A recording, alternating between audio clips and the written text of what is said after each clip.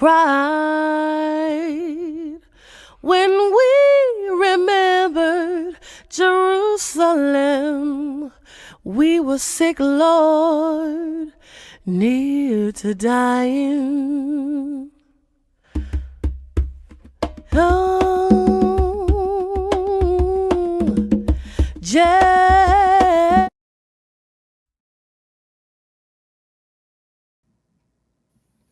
Shalom, shalom, family. Welcome to another Tanakh review. My name is Zurishaddai, one of the teachers of Congregation BINAH, CHOKMAH, located in the Red Hook section of Brooklyn, New York, giving all honor, glory, and praise to the Most High God, thanking the Creator of heaven and earth for life, food, clothing, and shelter, wisdom, knowledge, and understanding, praying that the Creator of heaven and earth will continue to be with us. God protect us, bless us, keep us safe from all harm seen and unseen. I pray that the Creator of heaven and earth would even guide the words and the thoughts of the teacher in order not to misguide anyone. So giving all honor, glory, and praise to the Creator. Hallelujah. Also giving due respect to the leader of the congregation, of our congregation, even my brother, Chief Prince Yehudah Ben Yissaschar, praying that the Creator will continue to be with them, bless them, protect them, that the Creator will continue to bless his family, his household, and that the Most High God will continue to guide his thoughts in order to lead God's people in a righteous manner. Saying early Shabbat Shalom to all of you who are listening, praying that the Most High God will guide and keep each and every one of you, and I pray that the Most High God would even make you receptive to listen to the words and accept and internalize the words that are being brought forth today. If you are new, don't forget to subscribe, like, and share the videos. And for those who are here weekly, don't forget also to like and to share the link to the video. So, and also for those who are new, don't forget to hit that notification bell so that every time we upload a new video, you will be notified. So at this time, we're going to go into the portion of Lecha.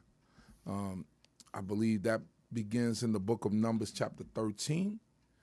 And for that, I'll pass it on to one of my teachers and one of my mentors, even Nasik. Zurishaddai ben Yehudah. How are you, Nasik? Great, Brother Bishop. First of all, let's give praises to the Supreme Intelligence in the universe, God of my forefathers, God of Abraham, God of Isaac, God of Jacob. And due respect to the leader, sharing the platform and more, the D.C.B. Congregation platform, spiritual leader, Chief Prince Yehudah Ben Yissaschar, to the host, Chief Uzziel, to the princes, Chief Rabbinate, Kohanim, Maureen, brothers and sisters and visitors to the channel. I greet you all and tell my forefathers, Shalom Aleichem, and early Shabbat Shalom. And I'd like to start with Adonai, Septai, Titakufi, Agiti, Latheka. Our Lord, down my lips, and mouth to declare thy praise.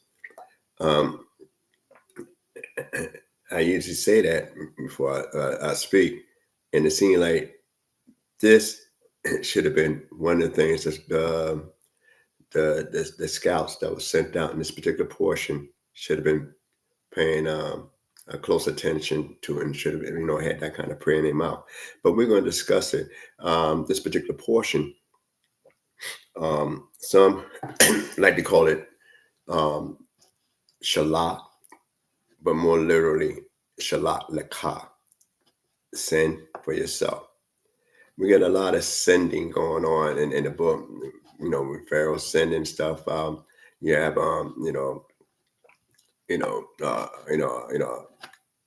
Abraham sending people away, So the sending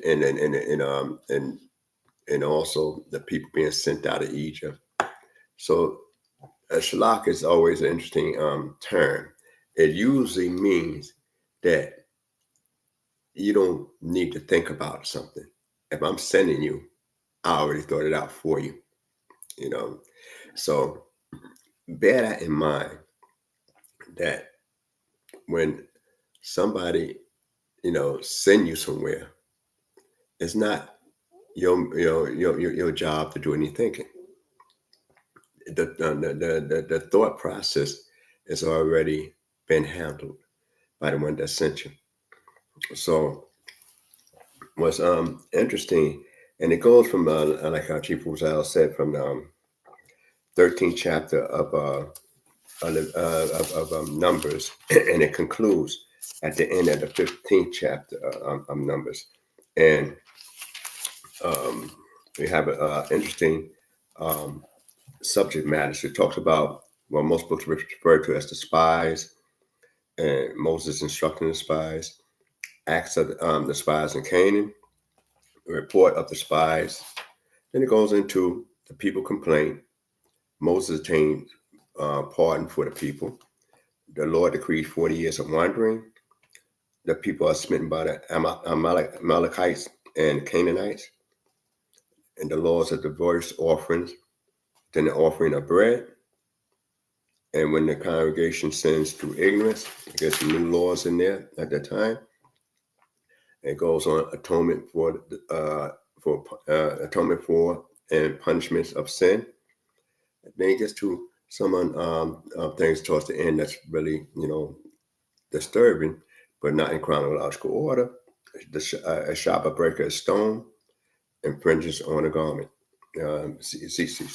So I'm gonna highlight some points in there, but I won't speak in depth about the offerings in this particular portion. So let's dive right into it. So it opens up in the beginning of Numbers, the 13th chapter, and it says, and the Lord spoke unto Moses, saying, Send thou men that they may spy out the land of Canaan, which I give unto the children of Israel. Of every tribe of their fathers shall ye send a man, every one a prince amongst them. Now, I want to look at the opening verse, in Hebrew for this particular portion, and in the open verse, it gives you a little subtle difference because it uses the word spy here, but it says, "Wadaber Adonai el Moshe lemor, shalat lecha, send for yourself."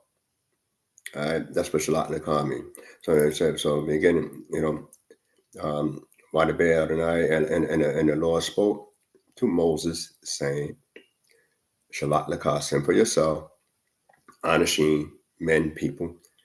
Why yatru eret hananim."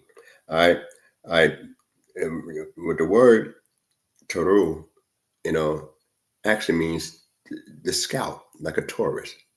Just look, see certain things, right? Scout out, and it says, "Asher ani notain lenifnei Yisrael." All right, and say ish echad, and every man, every one of them, Lamate from the beds of the tribe, Abotai, of the fathers, Tishlaku, you will send all Nasim by him, so all of them being princes, leaders. All right, so the first thing I want to focus on in this particular portion is that the mission statement, was the scout, and that's one of the things is, now we find out a lot of people don't like that, they most, like I said in the beginning, they'll say shalak, or and call the citrus shalak and leave it like that. But the actual thing, shalak lecha, and it was almost like to exonerate Moshe, because I'm going to say shalak lecha, send for yourself. That's God's order to Moshe. God had wanted Moses to do several things. Go to talk to Pharaoh, tell him that the people go. They were sent out, forced out, and then after that, when it comes down to where they're going to go, meet at the mountain that I met you at, and where you encountered me at, Mount Sinai. That's what they're going to do, get you this point. Now, you're going to get certain laws, a structure. Now, we're going to move and go into the land. But the mission statement was, they bring you up, meet me at this mountain, tell you a few things. But the main thing is to bring you back to the land. And it said, a land flowing with milk and honey. The term land flowing with milk and honey was never used concerning the land of Israel prior to Moses telling the people that God going to bring them back to that particular place. Now, why would it be so essential? Because it obviously wasn't, the land flowing of milk and honey to the degree where you had a famine in Abraham's time, the first famine mentioned in the earth. You had a famine in Yitzchak's time, though he was able to survive in a hostile area. And you had a famine in Yaakov's time, where it forced all the children of Israel to come down to Egypt. So you go to a place where your ancestors, your patriarchs had experienced hardship. Even Joseph himself didn't live such a welcoming life amongst his family outside his father, in that land. So now, when they say a land flowing with milk and honey, say it's something precious there. So now you should be now I'm not bringing you to a bad spot, but I'm bringing you to a spot that's better than what you're accustomed to. And you wait for the situation to get bad for them, but they realize the situation is bad. So now, that being said, it gets to this point, and you come out of Egypt, and God don't need to search for information; He knows it all. But we read later on in the book of Deuteronomy, when you get to those portions of Deuteronomy, that it was the people idea. It was the people idea to come to Moses and say, let us send people over in the land before we go there, see how it is. And Moses thought it was a good idea, and he brought the idea to God.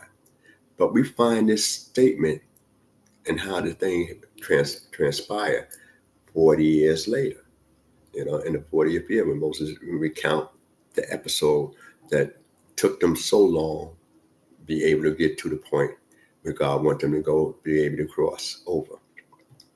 So that's why, hence the thing, sin for yourself. Moses didn't really understand, and great as he was, he didn't see a problem with it, or he didn't think people would be, a certain way, or he, of course, be part of a cause of a problem by sending those guys there or listening to their counsel. When the counsel seemed to be beneficial for the people, but God knowing the end of the matter. And when God was bringing you to a place and God gave you the vision, He made the provisions for it. And it's great as our prophet Moses, or Moshe Rabbeinu is, he exhibited, a certain type of weakness in that area there. So leadership is not really, it's really a difficult job, because sometimes people can make you think, that I'm with you and I'm doing this, to help benefit the people. And anything, if you're a good leader, you want everything to benefit the people you're leading. So you could be a successful leader because you want the people to be successful. And therefore, when you ask God, that's why sometimes we got to pay close attention to the message. I said, send for yourself. And he choose and it select top leaders from each tribe. And these leaders are named. So they're not local guys. They're people of status that their word carry a lot of weight, where they could speak for particular people, like the senators, that speaks for the state and stuff like that. So their particular states. So that's what these leaders were. And that was going to send. And it was probably 12. All right. And let's see what happened. Let's go further. I'm not going to, this is a major topic. That's a turning point. Now, one thing about the book of Numbers, when we open up the book of Leviticus, you read about the 5 different sacrifices they basically talk about. And I say, if you recall one of my reviews, is that each of the 5 types of sacrifice relates to one of the books in the Chumash, or the 5 books.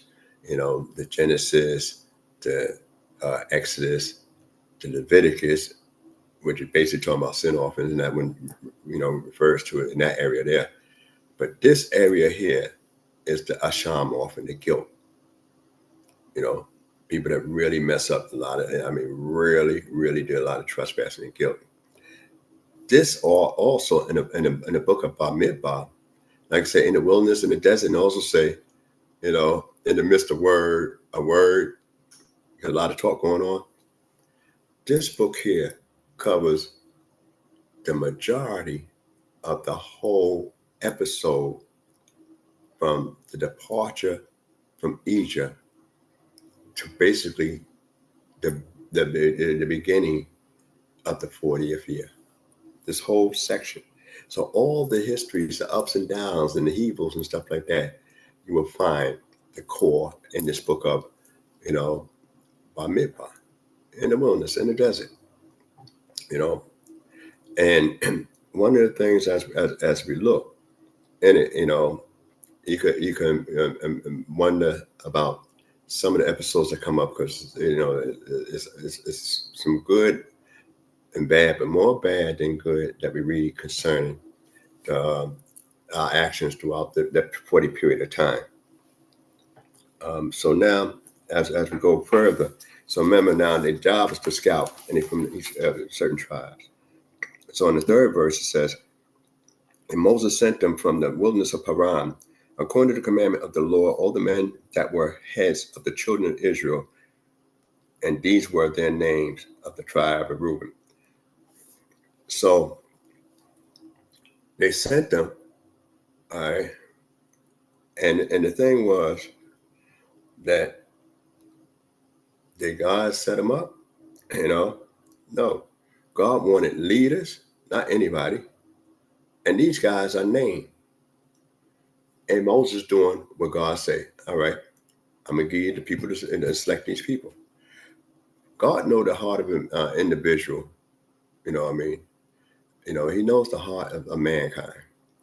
So you will ponder different questions, you know, that you might want to speak over and say, if God knows the end of a thing before it exists, and he knows that 10 people will speak different from the other 2 and will cause a problem, why let it go on? And I always emphasize that we have free will. A lot of people, and I always make a difference between free will and choice, because choice has limitation. Free will is saying, I'm not even accepting the choice. You know, so that, you know what I mean, is, you know, what we have as human beings. And a lot of times we don't exercise that free will in the most proficient manner. So after you go through that and you get all the tribes' names, I just want to focus on one of them in 11th verse. Yeah. No, well, before I get to the 8th verse, 8th verse, of the tribe of Ephraim, Hoshea, the son of Nun. All right. Now we're gonna find out that that's his name, and he's from that tribe. All right. But then I'm gonna skip down to the 11th verse, of the tribe of Joseph, namely of the tribe of Manasseh, Gadi, the son of Susi. All right. What's interesting here is that sometimes Manasseh is usually represented as Joseph, and sometimes Ephraim is represented as Joseph.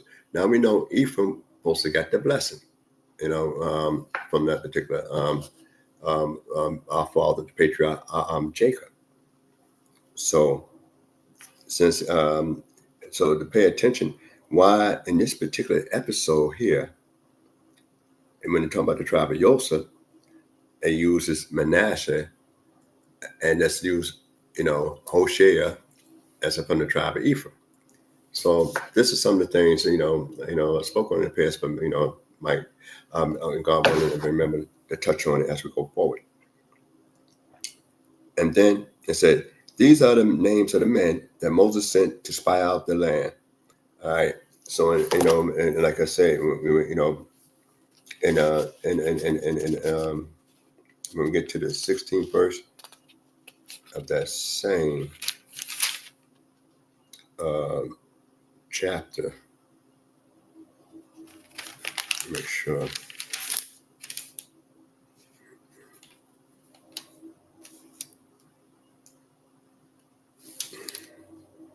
All right. And use the word Rataru, means to scout out the land. All right. So when we think about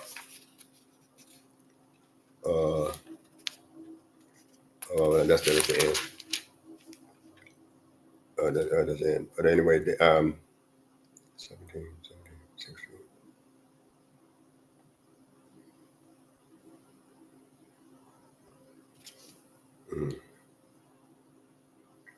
Yeah, Latour. All right. It says, Asher Shalach Moshe Latour et Haaretz.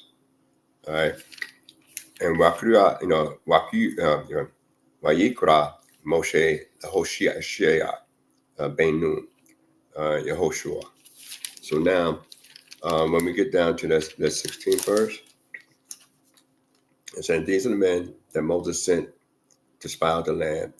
And Moses called Hoshea, the son of Nun, Joshua in English, but Yehoshua. All right. And Moses sent them to spy out the land of Canaan. All right. But the word is to scout out, not actually spy. And the spy mission is different from a scout mission. And it goes on to say, get you up there into the south and go up into the mountains and see the land. What is it?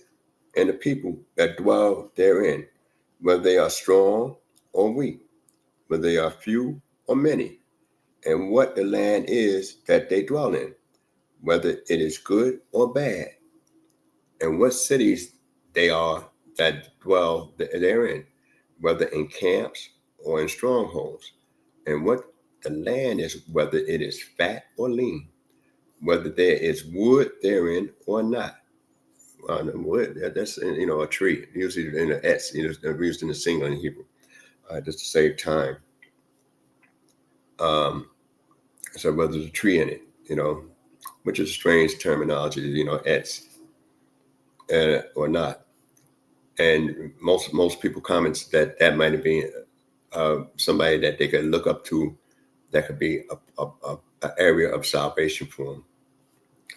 And be ye of good courage, and bring of the fruit of the land. Now the time was the time of the first ripe grapes.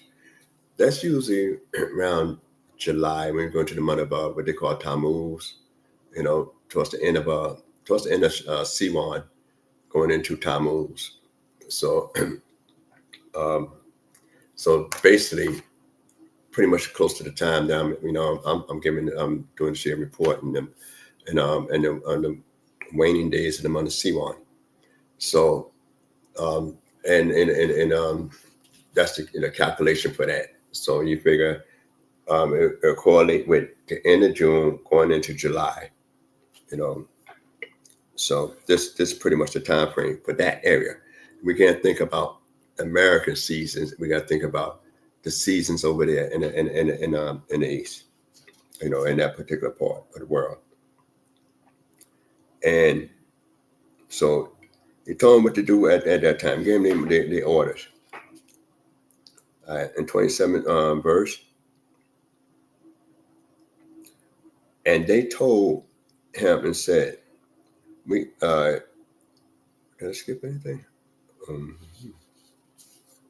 Okay, yeah, no, yeah, I did skip. All right, 21st verse. So they went up and spied out the land and the wilderness of Zin unto Rehob at the entrance of Hamath.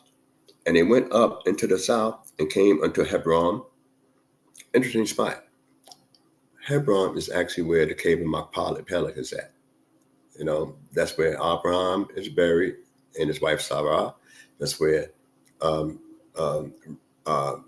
is buried in Yitzchak, and also where Yaakov buried Leah, and he himself is buried there in the cave at Hebron. They came to Hebron, and Achiman, Shishai, and Tamar, the children of Lot, were there. Now, these are supposed to be three, by tradition, giants. Now, we mostly think about 40 years later, Sihon and Og, kings of the Amorites. But these are famous guys that's known to be really big people at the time, tall, giant type people at the time. Achiman, Shishai, and Tamar. They look up their name, and they call them the children of Anak. And were there. Now, Hebron was built 7 years before Zon in Egypt. Now, that lets you know that when you talk about antiquity, and you talk about cities and buildings and the erection of certain things, that we always tend to think about Egypt being a civilization so far advanced, but you had other civilizations that was advanced before Egypt. Egypt became a more stronger powerhouse, especially when we was there in Egypt. But prior to that, Egypt wasn't, the actual, first cradle of civilization. You had, other civilizations that came and went prior to, Egypt. But when we come on the scene, they became, pretty much a powerful element in the world. And it says, 23rd verse, and they came unto the valley of Eshcol, and cut down from thence a branch with one cluster of grape. And they bore it upon a pole between two.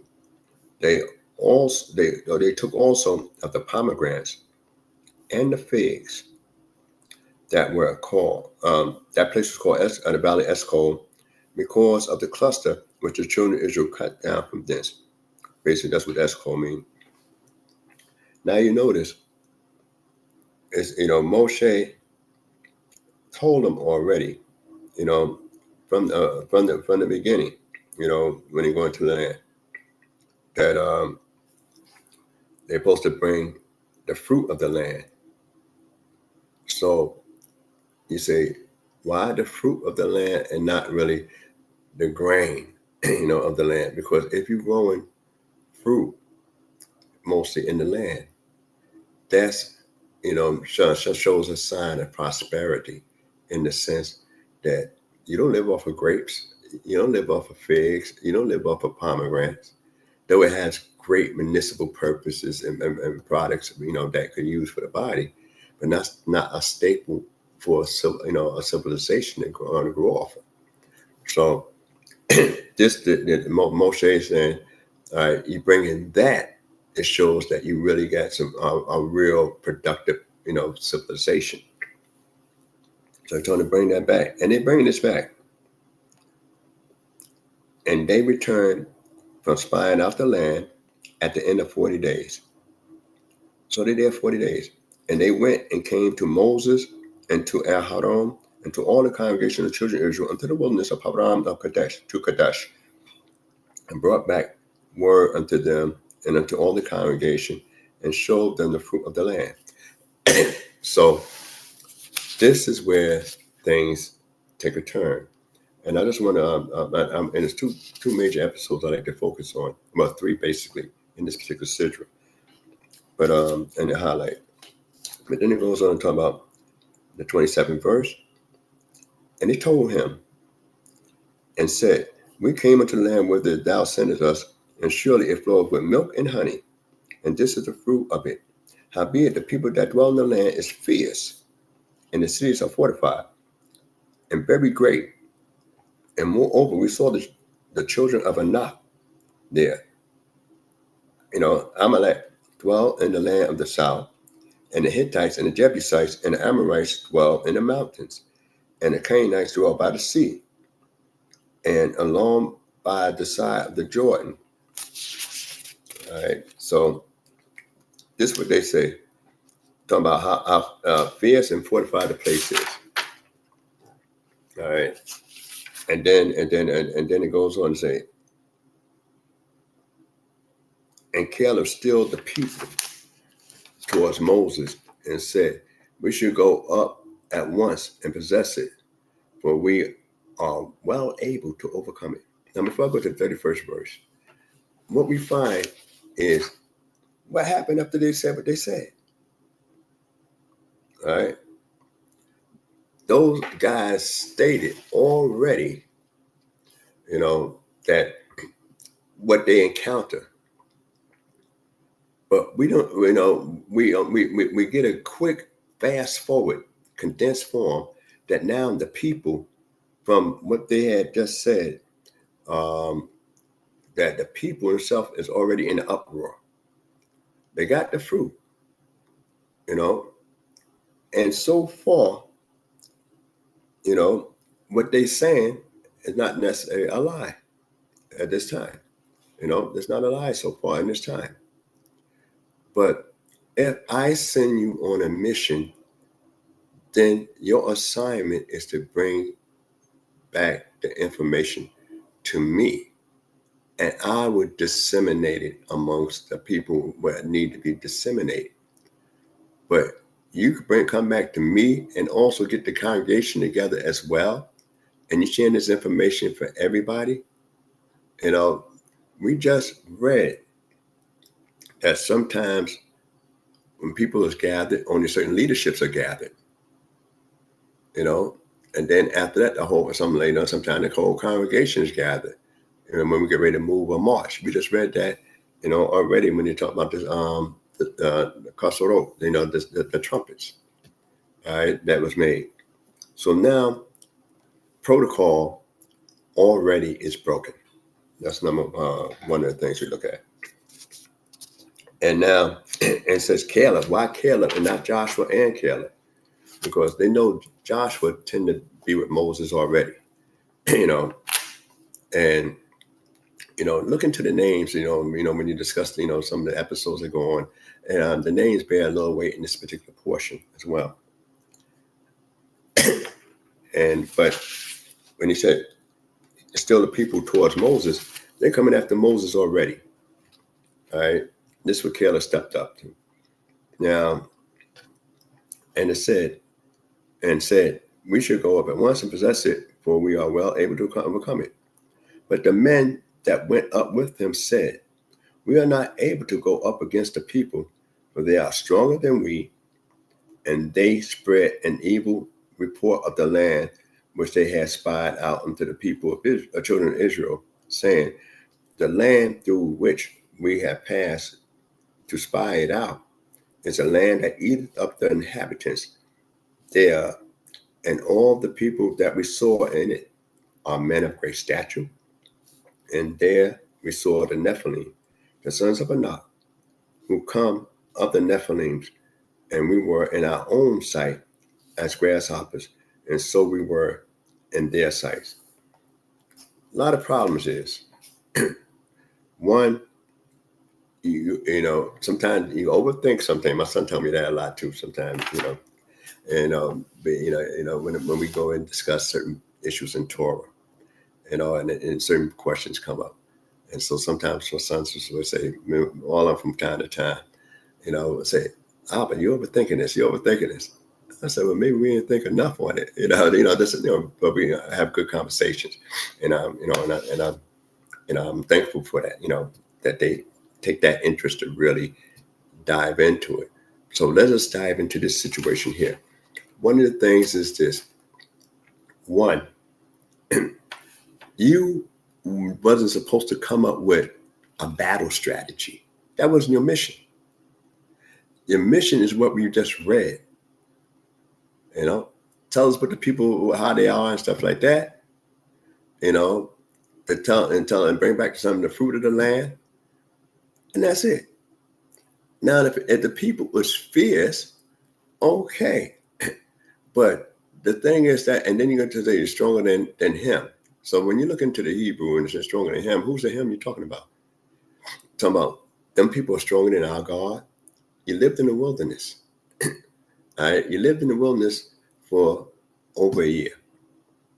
Not only you live in the wilderness for over a year, I mean, everything is provided for you. You had one battle in the wilderness, which you didn't have a standing army. Moses told Joshua, choose out men, and and he took out, I think, basically, 1,000 men, whatever it was. He choose out men and go and fight against Amalek. That's the first battle and scrimmage they actually had after leaving out of Egypt in the early part.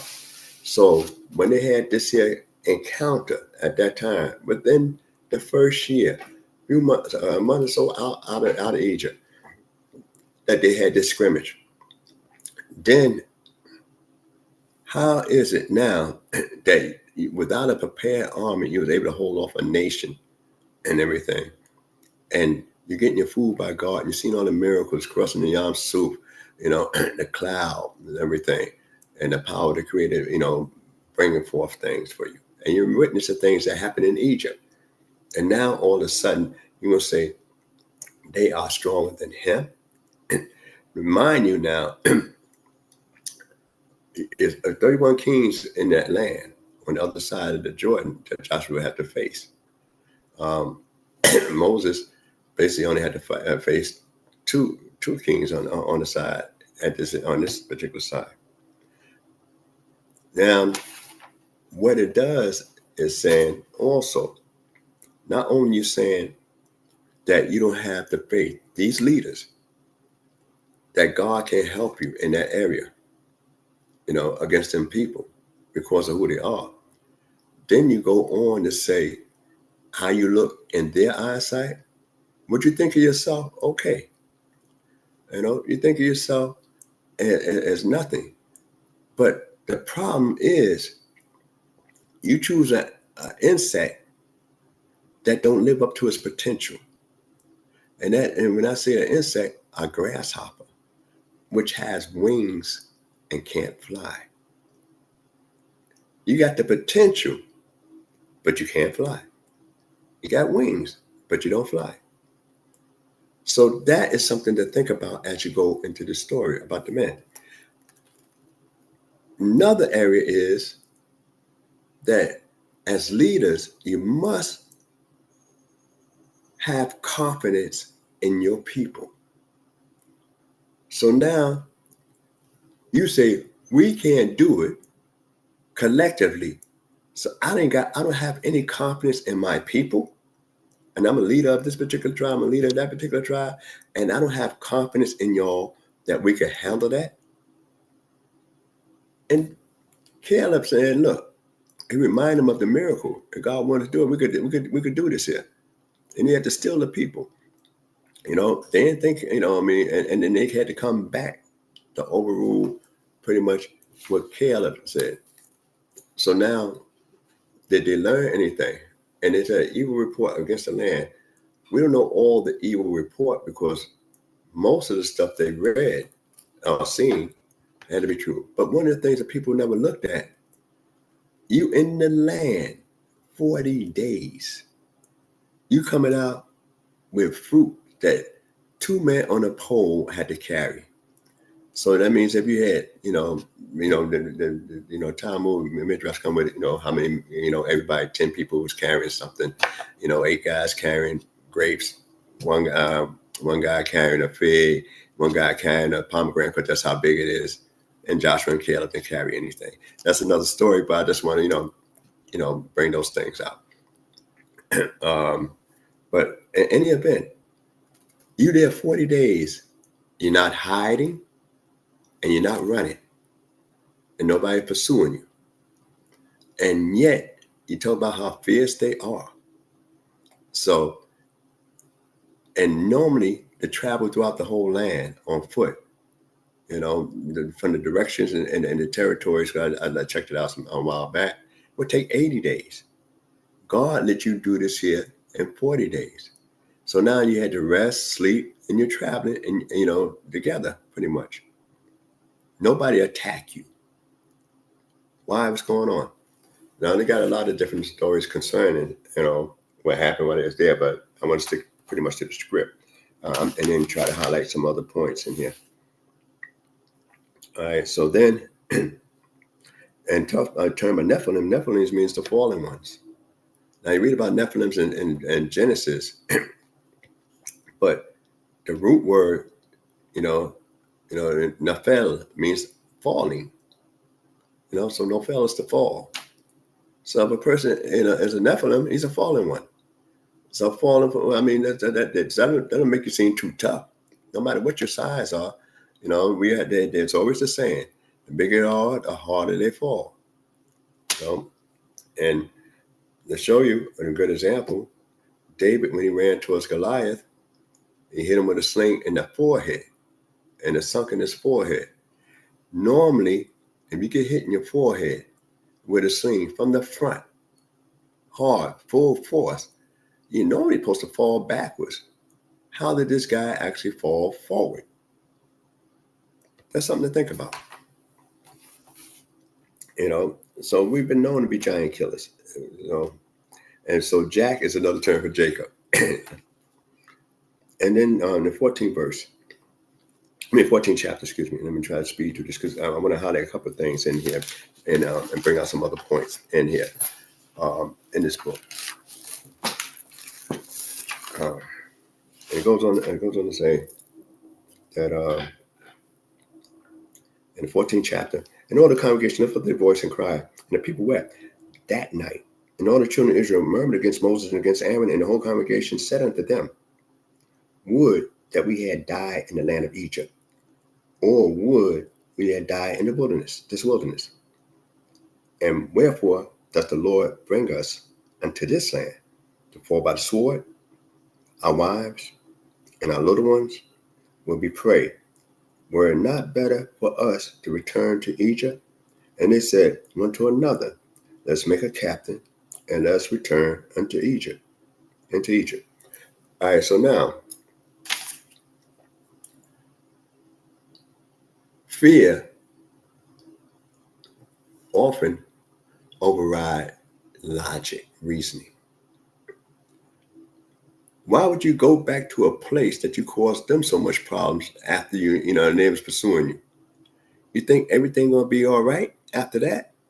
You think they're gonna welcome you back after that? You had loved ones that was died in one night in every single house. And then you got the army of thousands that could pursued after you that died, when the Yam Su closed up on them. You done took a lot of their precious, wealth. And you mean to tell me when they treated you so bad that you did, and then all this stuff happened to them, that you're not afraid to go back to them when you was afraid when they was pursuing you, and you got all this stuff, so that shows you that sometimes people's minds can really, just become unbelievable at times, that you will go back to a person that was prosecuting you and talking about, I'm gonna live all right, instead of moving forward head on when God did so much for you. So and the thing is, the most tragic part of it is they had a night to sleep on it, and they say replace the leadership. Replace the leadership. You're being led by God already. You got the Mishkan already standing. What, you think you're going to take that back over to Egypt as well? The tabernacle, with the Ark of the Covenant and all that. All that's going back into Egypt? Not hardly. But this is the rationale of a panicking people, which is no rationale at all. All right. And so, after that, it says, 5th verse, Then Moses and Aaron fell on their faces before all the assembly of the congregation of the children of Israel, and Joshua the son of Nun and Caleb the son of Jephunneh, who were with them, that spied out the land, rent their clothes, and they spoke unto all the congregation of the children of Israel, saying, the land which we passed through to spy it out is indeed a good land. If the Lord delight in us, then he will bring us into this land and give it unto us, a land which floweth with milk and honey. Only rebel not against the Lord, neither fear ye the people of the land, for they are bread for us. Their defense is removed from over them, and the Lord is with us. Fear them not. But all the congregation bade stone them with stones when the glory of the Lord appeared in the tent of meeting unto all the children of Israel. All right, now, here we go. If God shows up, that means things is about to happen.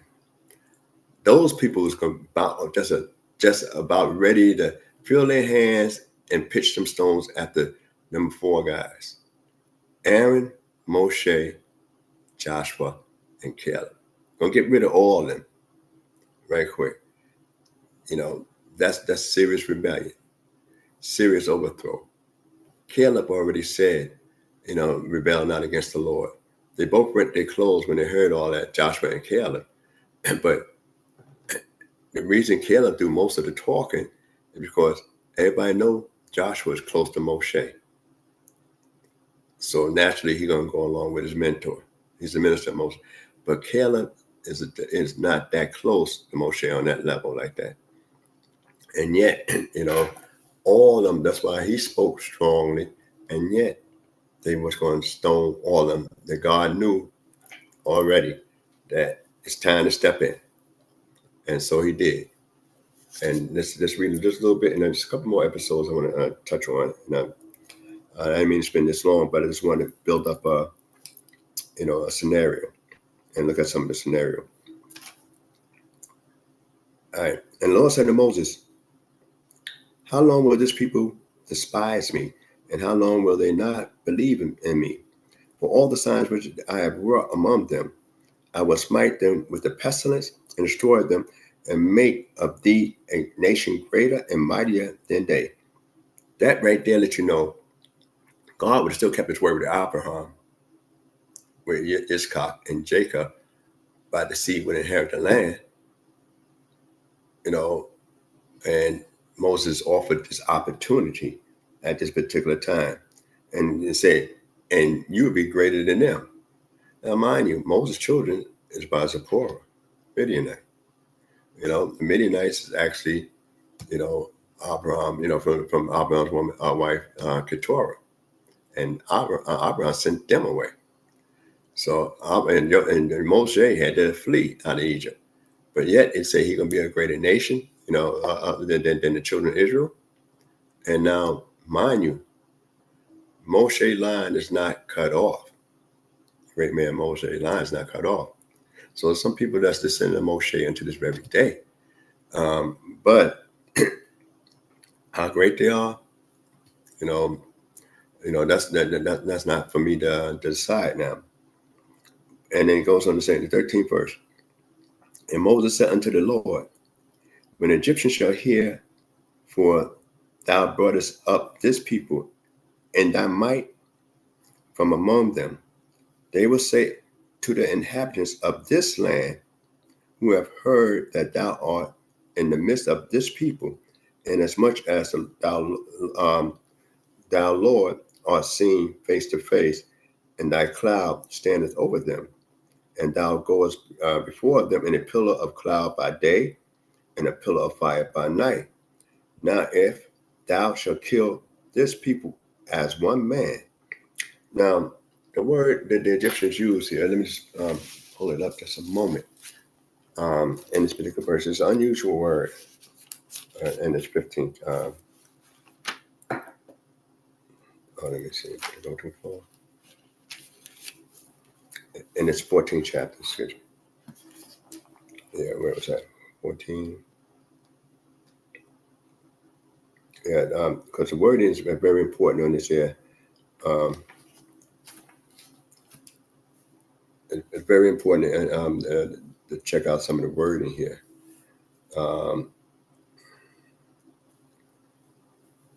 In this particular chapter. And I know I'm taking a little longer than normal, but I just want to make sure we get an idea of the seriousness of the crime.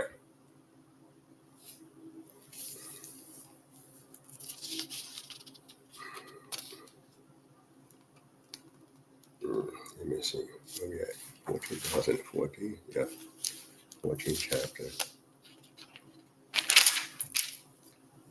Okay, 14 chapter. About 14 verse. Yeah. All right. I used the word in the 14th chapter, finishing up in the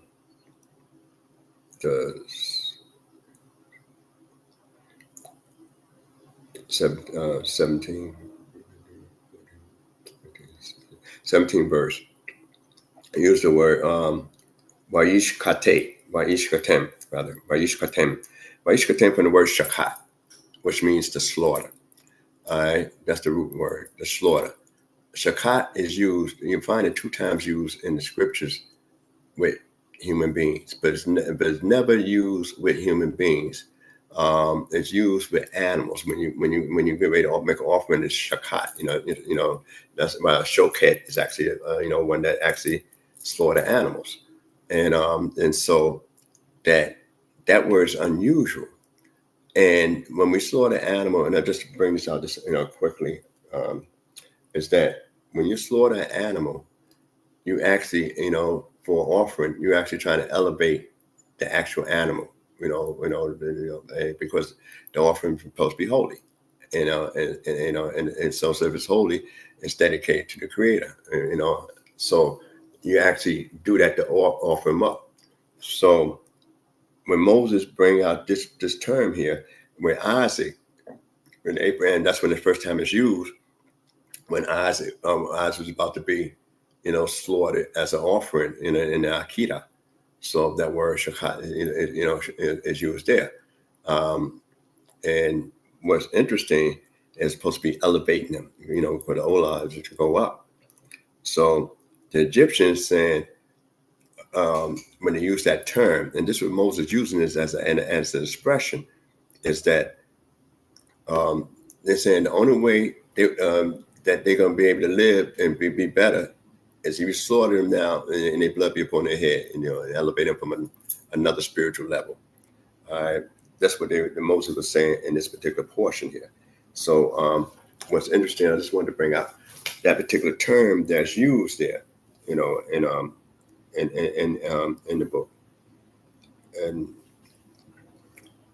when so when they say this is what the Egyptians say, all right, and then they said, and they would say to the inhabitants of the land who heard that thou art in the midst of this people, as much as the Lord is seen face to face, and that cloud standeth over them, and thou go before them in a pillar of a cloud by day and a pillar of fire by night.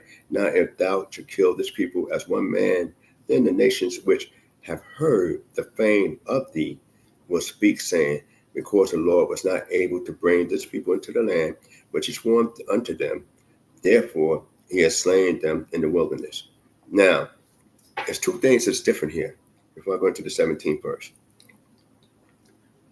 One is that Moses, first of all, is talking different but similar to when the sin of the Kate Egel, the sin of the golden calf. Moses was willing to sacrifice himself if God didn't forgive the people in the sin of the golden calf. Moses asked for forgiveness of the people in the sin of the golden calf. In this instance there, it seems similar, but he's not even asking for forgiveness for the people, in this particular sense, and he's not willing to sacrifice his life for the people in this particular episode here. So it's a different approach, though it seems similar, but it's a big difference of the approach here. Because the sin of golden calf, God, if you don't forgive them, then, blot me out of your book, get rid of me. Because if you don't forgive these people. So, in other words, I'm saying I don't need to live if these people cannot live. So you need to get rid of me. And so I'm trying to tell you, I'm trying to, even though in a desperate mode, give God an ultimatum at the sin of the golden calf. But now the sin is much worse than that of the golden calf. So self-sacrifice, is not going to do it. And later on, we're going to find out that it's like, in this particular portion, you find out there's 10 times that the people actually, messed up from the time that God has delivered them, out of the hand of Pharaoh. So they constantly go on, and the murmuring is going on. And Moses now saying what the Egyptians would say is one thing, that you would slaughter them like a sacrifice, because that's the only way, they could be, reconciled, on a spiritual level, because Egyptians believe in that life after death thing heavy. But the other nations are going to say something different, and this is a key factor, that the other nation will say that you're not a God of your word. So why should I trust you? You with these people. You did all this for this people. And yet, though they messed up, we know they messed up. They know they gave you a hard time. But you are God. I mean, why should I worship a God that will not keep his word? So this is the difference of the approach between the sin of the golden calf and the sin that they're committing now at this particular time. Some people say when they cried and came back, it was basically around Tisha B'Av, 40 days giving and taking, which would be like the 5th month of the year, which coincide close to about August, something like that, the month of August. So this is when they cried all night. There's an interesting thing, but I'm not going to go and follow that through. I just want to bring out those points as I'm running through this. That what is more important now is that I'm appealing to you in the sense that other people will not understand this, because the Egyptians are going to say one thing and other nations are going to say a different thing by saying, all right, God can handle it. He couldn't bring them there, because 31 nations on this side. And not only that, that's a God that didn't keep their word, brought them out of this position here, set them up so great and grandiose. And then after he got up so great and grand, said, I can't do nothing further with them. I got to get rid of them. But yet I had a promise with the forefathers. Now, mind you, if Moses would have accepted and God would have said, okay, look, I'll make a great nation of you, I'm still keeping my word with Abraham. But Moses is saying, yeah, you still will keep your word with Abraham, but the other nation won't understand that you slayed all these people as one man and get one man to start a nation again.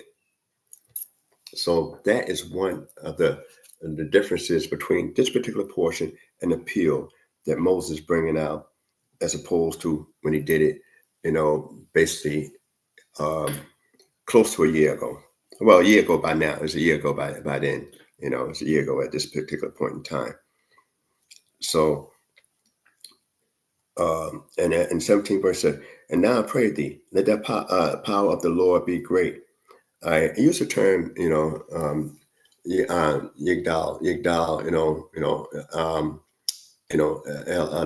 Adonai. In this particular portion here, it don't use the term Yod He Wah He, the Tetragrammaton.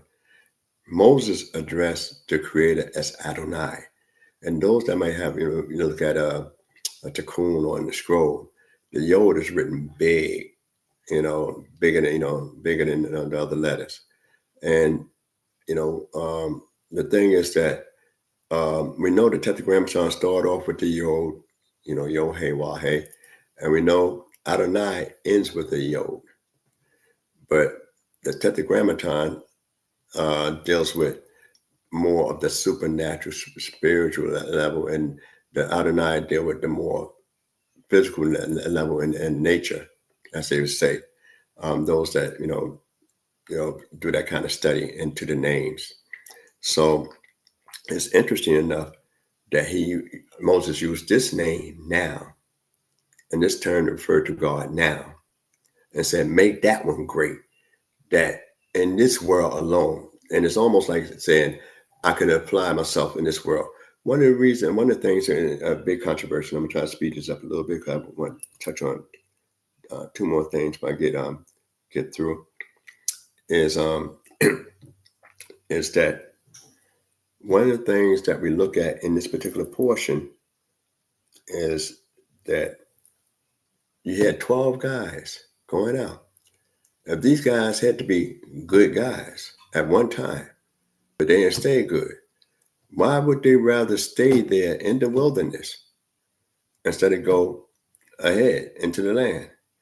They had faith in God already when God selected them. So what changed? You're getting manna. You got protection from God. You don't have to sow, plant, and harvest anything except the manna. So you're getting your food, your water, and your protection from God, and you're getting Moses every day teaching Torah. So now you got pretty much a laid back life, because while in the desert, you might move here, you might move there, but if you go into the land, all that stops. You go into the land, you got to work the land, become holy, and plant and develop holiness in a physical world. Hence the name, make Adonai great, in the physical, natural world. A lot of people, and I find it kind of disturbing when a lot of people say, "I'm just going to be in the God. I ain't worried about none of these people. I ain't worried about nothing going on about them. If they happen to be across my path, whatever the case is, if I can help them, I help them. But I'm going to focus only on, the Creator, Hashem. That's it. Only on the Creator." But that's not what makes you great. What makes you great is that you can still deal and interact with people in life and society, and still elevate yourself, and in the process, even elevate other people. That's bring holiness, on another level that's supersede that where the place is holy already, because the Mishkan is there. We have rules concerning the Mishkan. So while it's there and God's presence there, then everything is a different atmosphere, as opposed to when you got to create the atmosphere for God to be there. So this is one of the things they look at, and some viewers might say, well, that's what the other 10 guys had in mind, but not trusting the people to be able to stay that vigilant. That's one thing in that area. But one of the things is, it was a wrong decision to make, because theirs was not the decision. It was God's decision. And Moses never told them to make a war strategy.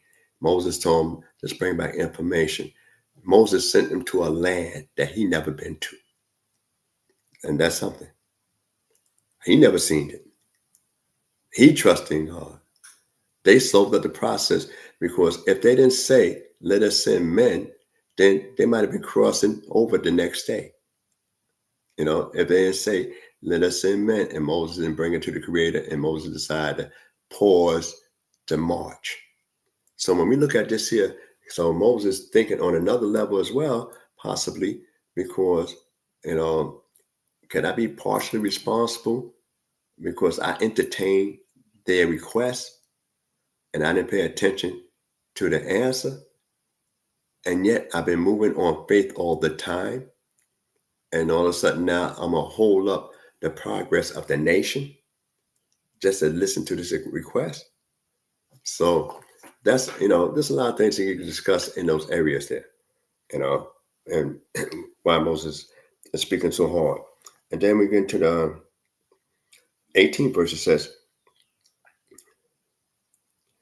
the Lord is slow to anger and plenteous in loving kindness, forgiving iniquity and transgression, and that will by no means clear the guilty, visiting iniquities of the fathers upon the children, upon the third and fourth generation,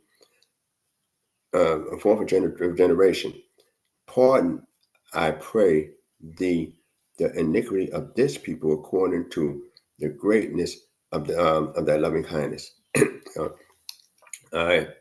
So now he used another thing. Now, what I said earlier about he ain't talking about forgiving, asking for the forgiveness, in that sense, in the sense of just let it go. Pardon, give them a pardon, in the sense that it's gonna be. I know you're slow to anger. I know they did wrong. See, the difference is, otherwise, the righteous people need to be shown mercy, in this sense, in this sense. But and this here, you don't use the term, the term there, to the same term and degree that he used in the book of Exodus, the 34th chapter.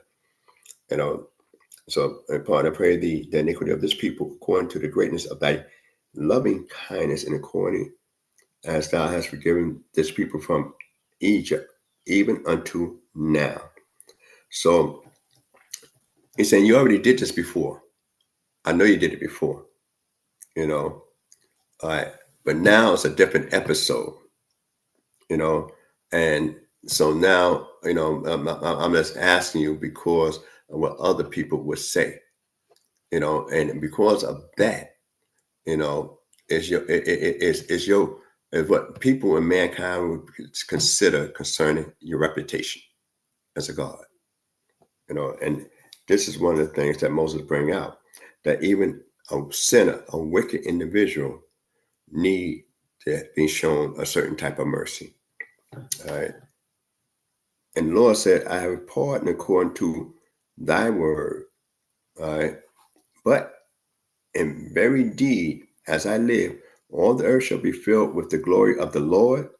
Surely all those men that have seen my glory and my signs, which I wrought in Egypt and in the wilderness, yet have put me to prove these 10 times. That's just to let you know how many times they messed up, and have not hearkened to my voice. Surely they shall not see the land which I swore unto their fathers, neither shall any of them that despise me see it. But my servant Caleb, because he had another spirit with him, and had followed me fully, him I will bring into the land whereunto he went, and his seed shall possess it. Now the Amalekites and the Canaanites dwell in the Baal. Tomorrow turn ye and get you into the wilderness by the way of the Red Sea.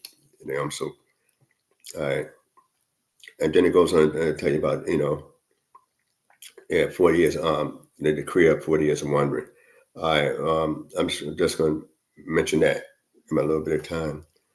And the Lord spoke to Moses and Aaron, saying, how long shall I bear the evil congregation that keep murmuring against me? I have heard the murmurs of the children of Israel, which they keep murmuring against me, saying unto them, as I live, saith the Lord, surely as ye have spoken in my ears, so will I do to you. Your carcass shall fall in the wilderness, and all that were number of you, according to your whole number, from 20 years old and upward, that ye have murmured against me, surely ye shall not come into the land concerning which I lift up my hand, that I will make you dwell therein, save Caleb the son of Jephunneh and Joshua the son of Nun. But your little ones that ye said would be a prey, then will I bring in, and they shall know the land which ye have rejected. But as for you, your carcasses shall fall in the wilderness, and your children shall be wanderers in the wilderness 40 years, and shall bear your strains until your carcasses be consumed in the wilderness, after the number of the days in which ye spied out the land, even 40 days, every day, a year, shall ye bear your iniquities, even 40 years. And ye shall know my displeasure. I, the Lord, has spoken. Surely this congregation will do unto all this evil. Surely this will I do unto all this evil congregation that are gathered together against me in this wilderness. They shall be consumed, and there they shall die. And the men whom Moses sent to spy out the land, whom, when they returned, made all the congregation murmur against him by bringing up an evil report against the land, even those men that did bring up an evil report of the land died by the plague before the Lord. But Joshua, the son of Nun, and Caleb, the son of Yehudah, remained alive of those men that went out to spy the land. All right, and then it goes and says, and Moses told these words unto all the children of Israel, and the people mourned greatly, and they rose up early in the morning and got them up to the top of the mountain. Lo, we are here, and we will go up unto the place which the Lord had promised, for we have sinned. So just to highlight a couple of points here is that Moses really couldn't save them guys. You know, he couldn't save, but the nation itself as a whole, God, pardoned, but the rest of them guys had, was on a death sentence and in death march for 40 years. And mind you that the same, one of the plagues that's mentioned in Egypt is what the other scouts got, the 10 scouts got. They died immediately. So the pardon, in that sense, what did God actually pardon, in the sense? I understand that other people might think I'm not a God of my word. Even if I kept you alive, they won't recognize that, you're still a descendant of Abraham. So I'm still keeping my word with the children of Abraham. But these people were meant to go into the land. And then and all of a sudden they messed up and they murmured against me. So it's the talk and the murmuring that's going on. Now, a murmur is not necessarily clear, but God understood clearly what it was all about. And this is one of the issues here. So sometimes Moses, as much as he wanted to try to save us, at this point in time, though he brought out a lot of point in issues in this particular episode, unlike the sin of the golden calf, this one was different. Because now, with the sin of the golden calf, only 3,000 died. In this thing here, a generation of people going to leave out of here, plus some. So that let you know right then and there that this is a far worse sin. And then you're on a death march. So they wouldn't listen then. I just want to go skip a little bit towards the end, a little bit, because they went out there and got beat down. But we got certain laws that's brought up here. But one of the things that when you think about this particular portion of the Shalach, it comes right after Miriam and Aaron had spoken in reference to the Ethiopian woman that Moses had. Bad talk caused a problem in the family. You figure this episode is right behind that, with the scouts going out. So didn't they learn that bad talk causes a problem, and they got them a crowd, and involved with this bad talk. And we don't know all the details about the evil report they brought concerning the land. We know some of the stuff, that they said pretty much was some truth. And the best way to push off any kind of ideology is bring some truth to it, and then put a little rap on it, a little twist to it. So this is one of the things that's brought out. But we get several laws here that come up. Talk about the laws about offering, because right behind that, after they get beat down, we got the law about different offerings, and we got the laws of Kala, in this particular section.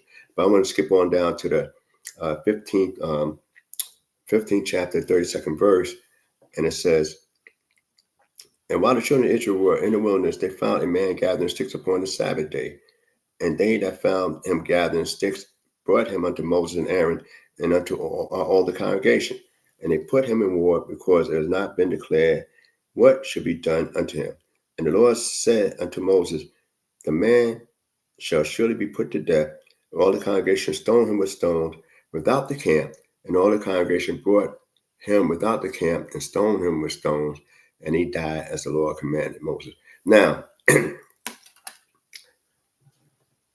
this is out of place. And that's why I'm bringing this out, because I said, when we read Numbers in the book of Numbers and different parts of the scriptures, you got to also always bear in mind a certain chronological order.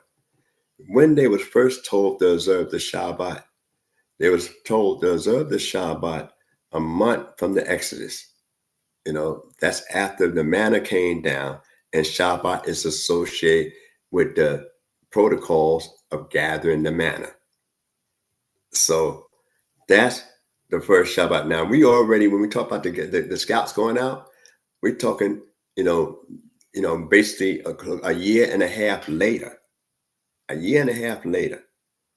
So now, if we're talking about the Shabbat, we only talk about observing the Shabbat a month from the Exodus. That's when we're told to observe it. So that means that somebody violated at that point in time, not a year and some change later, at that point in time, And so when we read this particular episode, and because of the way it's structured in the scriptures, we would think that this is directly right after the scouts and went up in the land of Egypt, and all this other drama hit, and then the plague broke out, and yada yada, stuff like that. But the Shabbat was being observed because you had the Mishkan and all that going on, and set up and the dedication. So everybody knew what to do on Shabbat, and even when they went to go look for manna on the seventh day, there was none there. So this guy had to do something else, picking up sticks, which is all it was around. And so, and they knew it was a penalty, but how are you going to die for violating the Shabbat? So God saved them with the manna issue, and didn't make that become disdainful, and where it caused a person death, but the wood itself caused a person death. And this individual man, we don't know who the man is. We know Midrash always tell you who the man is. You come with these names, but if the Creator in the Tanakh, kept it anonymous, then we might as well keep it anonymous, because we might blame the wrong individual for this particular episode. And then going to the fringes. Let's deal with the fringes. This is the last thing I want to talk about as we close in this particular portion.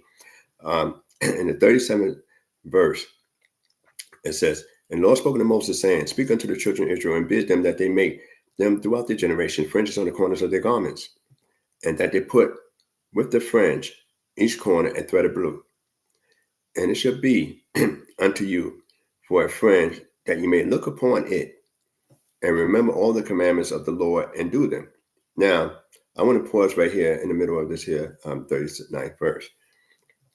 Most of especially Israelites, we mostly wear fringes on the corners of the garments, and this is part of a morning prayer that they say every day, 7 days a week, and they remind you of that particular stuff there about the strings. And you say, how do really a string going to remind you of something? And it comes right after, you're talking about a guy, picking up sticks on the Shabbat, and say all the law. How much law do the next individual know? That you're going to be reminded. The laws that are going to apply to you, because everybody don't know the same amount of laws in the book. Everybody didn't get well at that time. Moses teaching everybody, but how much law can you retain and remember? And they tell you to remember the law and do it. So, and how looking at a string going to help you do something, as well as remember. Sometimes you put a string in your finger and say, I know it's there for a reason, but I forgot what the reason was. I tied the string on my finger. So this is one of the laws that's there. And then the thing is that there's only 2 times they talk about fringes in the book, here and in the book of Deuteronomy. And what's interesting is that in the book of Deuteronomy, they don't talk about the cord of blue. So now there's a lot of issues that come up concerning the fringe. I know in BINAH Zakim, which I come up from, we always, have 4-corner garments. Now, if you don't have a 4-corner garment in the literal sense, then you don't need a fringe on it. Now, should you wear fringes? Well, you got, if you wear them, you should have a garment at least with 4 corners on it. You only need one set of 4 corner garments with fringes on it. You don't need, sometimes I might just have different outfits. Some people might see me with, I have fringes on this outfit, fringes on that outfit. That's just how I might, had the clothes set up, because I might just wear one of them separately, but all you need is fringes on one set of your garments. And then it brings up a lot of different issues and questions in reference to that, is because now women in BINAH YAH, when I come up, they didn't wear fringes in BINAH YAH. Now it's a ruling against women wearing it in BINAH YAH. Rabbinically, which I didn't know as a youth coming up, that they was adopting certain rabbinic principles, but not explaining it as rabbinic principles, why women didn't wear fringes and stuff at that time. But usually women, according to rabbinic principles, are free from things given with time, because under the daylight, fringes falls in a category of time, where you can see daylight, not unnatural light, but regular daylight. Also, the first female group I ever seen, females I seen wearing fringes, other, in the Israelite community, because I didn't see, Jewish people wearing it coming up as a youth, was from Hashaba, strangely enough. And, that's the first time I actually seen, females as a youth wearing fringes on their garments. Now, at first, in the early part, and I just want to share this little information, in a show about development and knowledge and time, even amongst our people, is that they would just have a fringe, one fringe on each side of their skirt, no corners, just one fringe on each side of their skirt. Then later on, someone would have 2 fringes on the side of their skirts, but no splits, and but the thing is, the law is very literal in the sense that it got to have confort, wings, extremities, later on say corners, so borders, gadoline, for borders. So the thing is that it got to be there. You can't imagine a corner, a 4 corner. You got to have the 4 corners. So it means that you got to be actually, a split in the garment with 4 corners. If you don't have that garment on, then that's one thing. All right, but if you got that garment on, you're supposed to have some fringes somewhere on there, and you don't need 4, 5, 6 sets of fringes on there. Like I said, sometimes I might have 2 sets because of the garments I might wear, but all you need is really one set.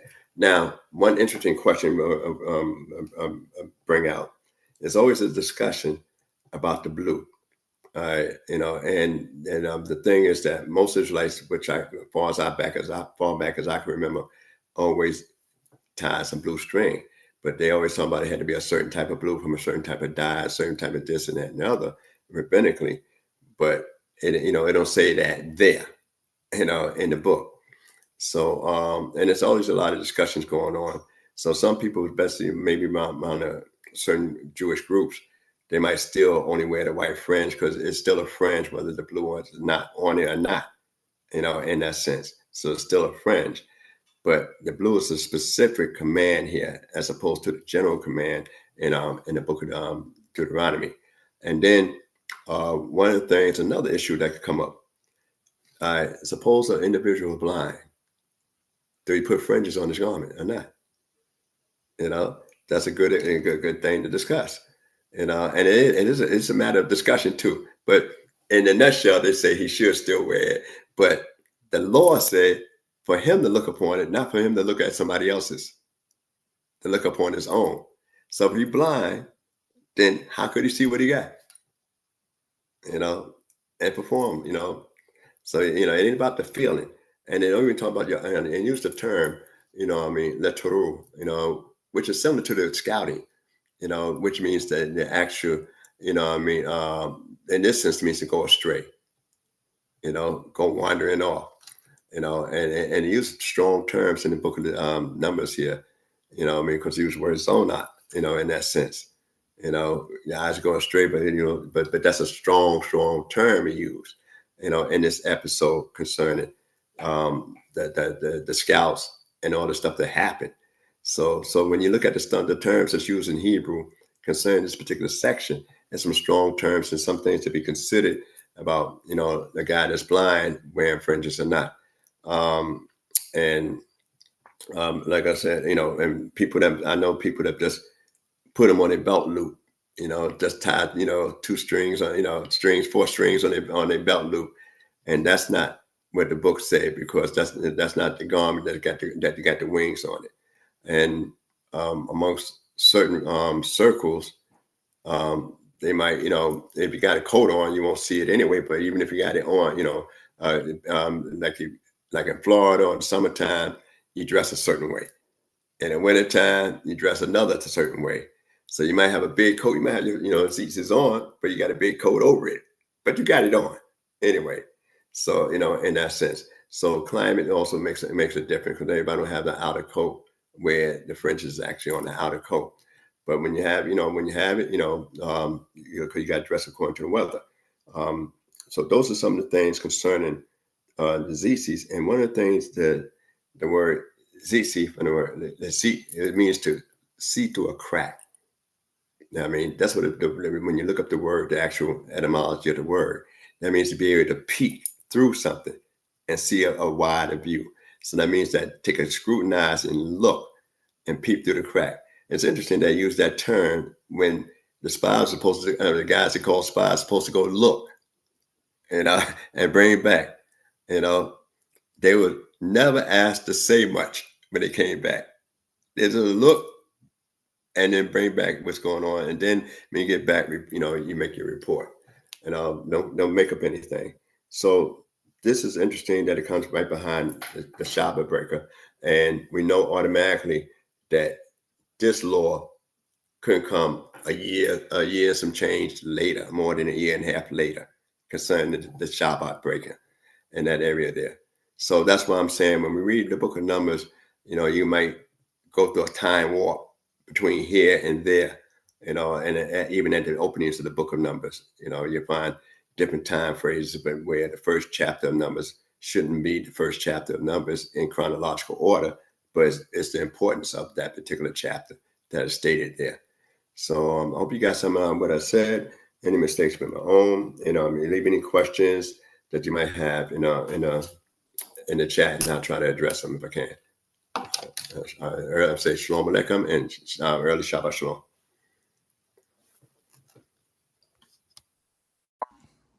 Prince. Yeah.